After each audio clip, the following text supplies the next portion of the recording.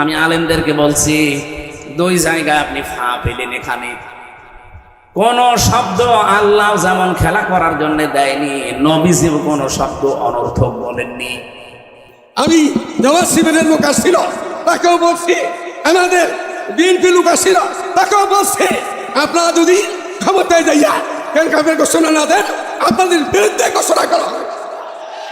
এই মাটি আলুওয়ালার মাটি, বিলদার বাসার ঘাটি, পশ্চিম বাসার মাটি, হাফেজের করার মাটি, এই মাটির মধ্যে যত ফসল, যত শয়তানি করছো, অজাতি করছো, ভালো হয়ে যাও, বাদা বাদা হারাতি হাসতে বাদা সত্তর আগের পরবর্ষে গেছি বাদা।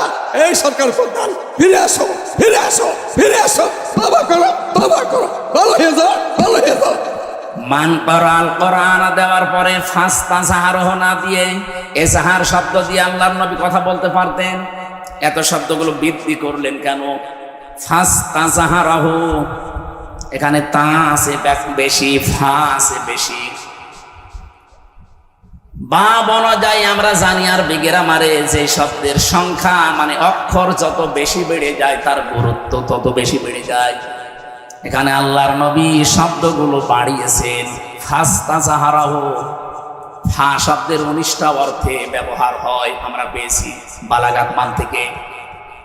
যারা বালাগাত মান থেকে পড়ে বসে বোঝায়, দেখবেন ফা 19টার ভেতরে 13 নাম্বার কায়দায় লেখা আছে। বালাগাত মান থেকে 22 নাম্বার পৃষ্ঠা, চ্যাপ্টার 22 নাম্বার পৃষ্ঠায় দেখেন 13 নাম্বার কায়দা। আমি যা পড়ি কোট করে রাখি। 13 নাম্বার কায়দায় লিখেছে, এই পৃথিবীর ময়দানে যে শব্দ আপনি বলতে চান আগে পরে, আগেরটা বলার পরে যদি মাঝখানে ফা জুড়ে দেন, তাহলে আগেরটা যেটা বললেন ওর ব্যাখ্যা ফা দিয়ে যদি জানাতে চান, মাস্ট বি, ওটা ঘটবে। মান করাল কোরআন দেওয়ার পরে নবীজি থেমে যেতে পারতেন। যে ব্যক্তি কোরআন পড়ে, হ্যাঁ কোরআন পড়লেই তো সওয়াব হয়, এক একটা করে 10টা নাকি, নবীজি ফজিলের কথা বলতে পারতেন। কেন নবীজি কথা বাদ দিয়ে হঠাৎ আলোচনার ধরনই পাল্টিয়ে ফেললেন?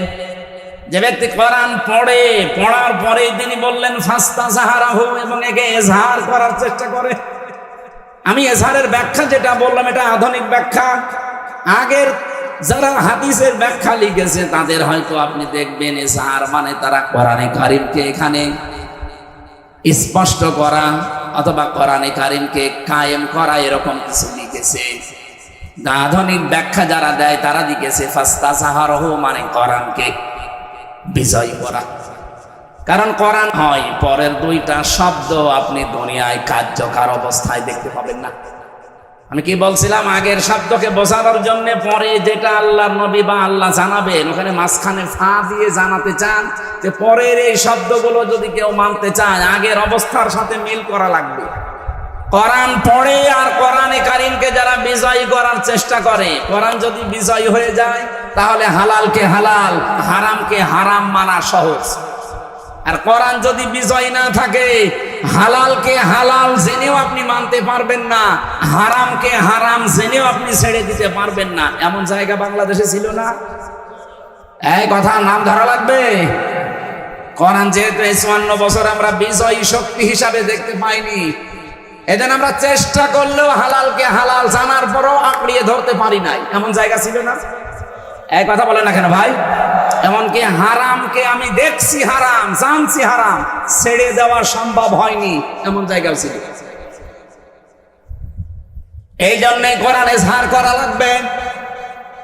নবীজি বলেন আদখালাহুল্লাহুল জান্নাহ, আল্লাহ যেন তাকে জান্নাতে দেবে না দিয়েছে।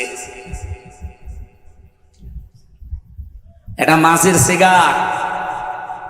আদখালা ইদখিলু, নবীজি যদি মোজারে দিতেন তাহলে বর্তমান ভবিষ্যৎ প্রেজেন্ট ফিউচার শব্দ নিয়ে আসতে পারতাম। আদখালা দিয়ে নবীজি জানিয়েছেন আদখালাহুল্লাহুল জান্নাহ, আল্লাহ যেন তাকে জান্নাতে দিয়েই দিয়েছে। আমার প্রশ্ন হচ্ছে, মানুষ কি এখন আমরা মারা গেছি? বলেন বলেন, আমি জান্নাতে যাব কি করে? আমি তো মরবো আগে, এরপরে তো জান্নাতের প্রশ্ন। নবীজি যে আদখালা দিয়ে দিলেন। হাদিসের ব্যাখ্যা করতে গিয়ে যারা আধুনিক ব্যাখ্যাকার মুহাদ্দিসিন ইকরাম লিখেছেন, সত্যি যদি কোরআনে কারীম এজহার হয়ে যায় কোনো এলাকায়, তার মানে প্রতিষ্ঠিত হয়ে যায়, বিজয়ী শক্তি হিসাবে থাকে। আর ওই দেশের মানুষ যদি হালালকে হালাল জেনে আঁকড়িয়ে ধরতে পারে, হারামকে হারাম জেনে যদি সত্যি ছেড়ে দিতে পারে, তাহলে আদখালাহুল্লাহুল জান্নাহ, আল্লাহ তোমাকে জান্নাতে দিয়ে দিয়েছে। তার মানে তুমি এমন একটা দেশ, এমন একটা সমাজ, এমন একটা পরিবার, এমন একটা এলাকায় বসবাস করবা, তুমি মনে করবা আমি জান্নাতে আছি। আমরা ওই রকম একটা দেশ চাই না। কথা বলেন, কথা বলেন।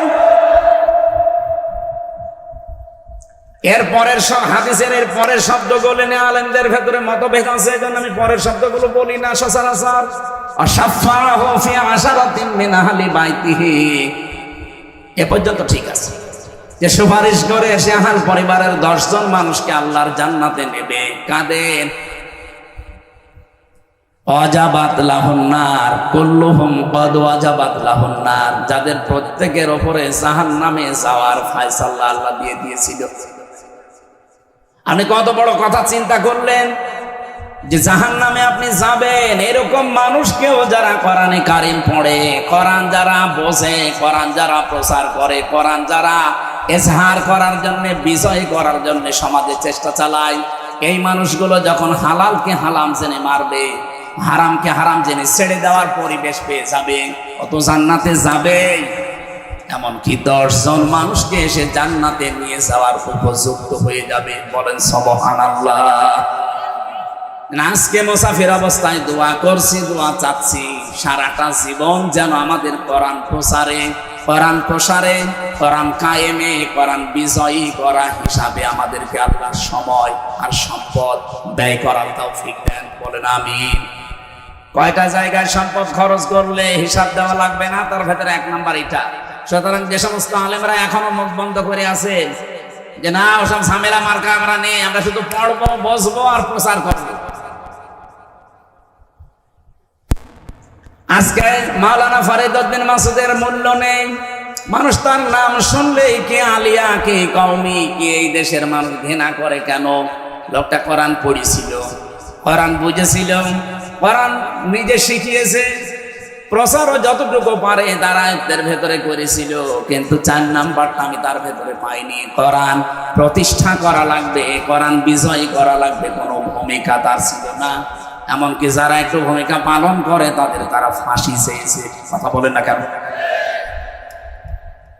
এবার আমি একটা হায়াত বলছি কোরআনে কারীমের সূরা আরাফ 8 নাম্বার পারা 20 নাম্বার পৃষ্ঠার 3 নাম্বার লাইনের 83 নাম্বার আয়াত। যে কোনো তাফসীর আপনি দেখতে পারেন, এইটাই পাবেন।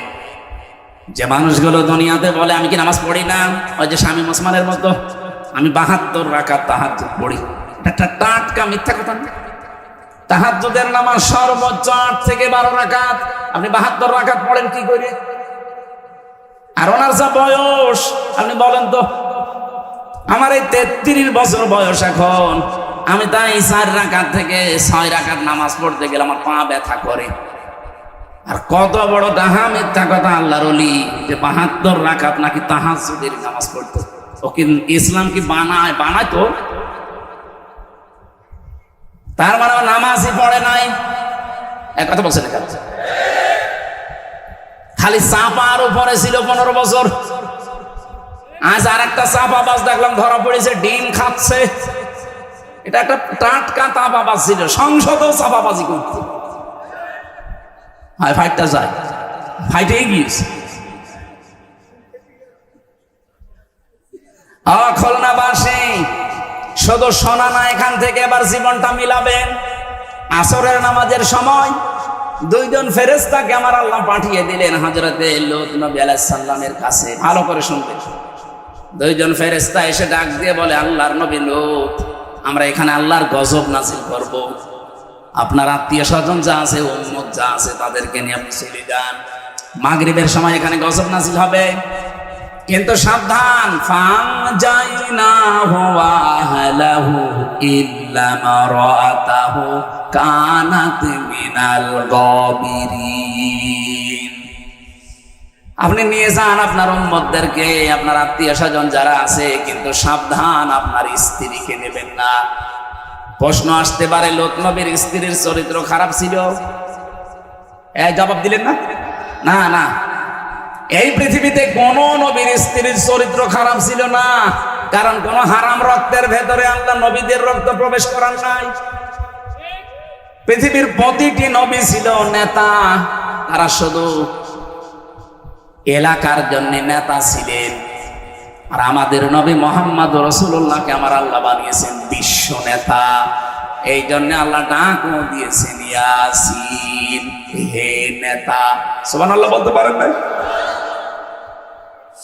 খুলনাবাসী, এখান থেকে আমি একটা শিক্ষা নিয়ে এসেছি তাফসীরের ভাষায়। নবীদেরকে আমার আল্লাহ যেহেতু নেতৃত্বের গুণাবলী দিয়েছিলেন, তারা নেতা ছিল। এই জন্য নেতা যে পেট থেকে আসবে, ওই পেটটা ভালো রাখা দরকার। এই জন্য কোনো হারাম রক্তের ভেতরে আল্লাহ নবীদের রক্ত প্রবেশ করার নাই। আর আমরা এমন এমন নেতা দেখি যাদের রক্তই ঠিক নেই। বাংলাদেশে পাবেন না আপনি? তাদের মা এক ধর্মের, বাবা এক ধর্মের। কি করে জন্ম দো আসলা? আরে ভাই, যে কোনো এক ধর্মের হন, অনেক বাবা এক ধর্মের, মা আর এক ধর্মের। জেলে থাকাকালীন আমাকে 3 বছর একাধারে 24 ঘন্টা এক ঘরের ভেতরে তালা লাগিয়ে রেখেছিল। সিসি ক্যামেরা দিয়ে আমার কাছে কেউ আসতো না ভয়ে, বিশেষ করে আমার আর মামুনুল হকের কাছে। আসলে ওরা রিপোর্ট করতো উপরে যে এদের সাথে গোপনে ষড়যন্ত্র করছে কেউ। কারারক্ষীরা আসতো, তাও দূর থেকে সালাম দিত ইশারা দিয়ে, কারণ ক্যামেরায় আবার দেখা যায়। ওখান থেকে একদিন বললাম এক কারারক্ষীকে যে ভাই, সব সময় বন্দি করে রাখেন, কথাও তো বলতে দেন নাই 3 বছর, কারোর সাথে কথাও বলতে দেয়নি। আপনি একটা বই নিয়ে আসেন, একটু পড়ি, সব সময় বসে থাকতে ভালো লাগে না, একটা কাজ দেন। জ্বালানা দিয়ে, দরজা দিয়ে তো দেখা যায় কত মানুষ ওই যে কোপাকুপি করছে, জমিন কোপায়, বিভিন্ন রকমের জিনিস লাগায়। তাই আমার একটু কাজ দেন, অন্তত তোমার একটু ভালো লাগবে না, একটা বই নিয়ে এসে দেন। আল্লাহ ওই দিন থেকে বই নিয়ে এসেছে, বঙ্গবন্ধু আত্মজীবনী। ছাতা পড়ি করবো না, হুজুরের ভেতরে জিনিস আছে। এদের সময় যেহেতু কাটে না, সারাদিন সারা রাত ওইটাই একই পড়তাম। পুরাটা কয়েকবার শেষ করলাম, বললাম ভাই আর একটা বই নিয়ে আসেন। বই নিয়ে এসেছে বঙ্গবন্ধুর ছেলেবেলা। ও, শুধু ওই বঙ্গবন্ধু, আর কোনো বই নেই? পরের সপ্তাহে আর একটা বই দিয়েছে, বঙ্গবন্ধুর চীন সফর। বললাম আপনার আর বই নিয়ে আসার দরকার। ওই যে পাশের সেল আছে, হিমেল বিল্ডিং এ থাকে এটিএম আজহারুল ইসলাম, ওনারা যে বলবেন হামজা বই চেয়েছে, দেখবেন বই কারে বলে দেবে। আল্লাহর বান্দা 2টা বই পাঠিয়েছিল, আল্লাহর ইশারা মনে হয় 2টাই তাফসীর, তাফহিমুল কোরআন আর ফি জিলালিল কোরআন। ওখান থেকে যেগুলো নোট করেছিলাম হালকা হালকা, ওইগুলো আজকে কিছু বলবো, থাকবেন আপনারা? তো ওখানে যে পড়েছিলাম ওনার জীবনী, আত্মজীবনীর ভেতরে বঙ্গবন্ধুর ছেলেবেলা। আর একটা বই আমি বাইরে এসে কিছুদিন আগে পড়লাম, আমার ফাঁসি চাই। আমার মনে হয় বইটা বাংলাদেশে সবার একবার করে পড়া দরকার। কথা বলছেন না কেন? কত মিথ্যা যে আমরা জানি, আর সত্য কি কিছুটা হলো আমার ফাঁসি চাই। মতিয়ার রহমান রেন্টু সাহেবের লেখা, এটা পড়লে আপনি কিছুটা আঁচ করতে পারবেন। এখানে আমি পড়ে দেখেছি, যাদেরকে আমরা বিশ্ব নেতা বলে চালাতে চাই, এই মানুষগুলোর বাবা এক ধর্মের, মা আর এক ধর্মের। অথচ কোন নবীর রক্তকে আল্লাহ কোন হারাম রক্তের ভেতরে প্রবেশ করার নাই। এই জন্য নবীর স্ত্রীর চরিত্র, লোক নবী ভালো ছিল, তার চরিত্র খারাপ না, সে চরিত্রহীনাও ছিল না, কিন্তু তলে তলে সে চরিত্রহীন মানুষদেরকে সাপোর্ট করত। আল্লাহ পাকে এই জন্য ইল্লাম রাতাহ দিয়েছেন যে তোমার স্ত্রীকে নেওয়া যাবে না। প্রশ্ন আসলো যে কেন?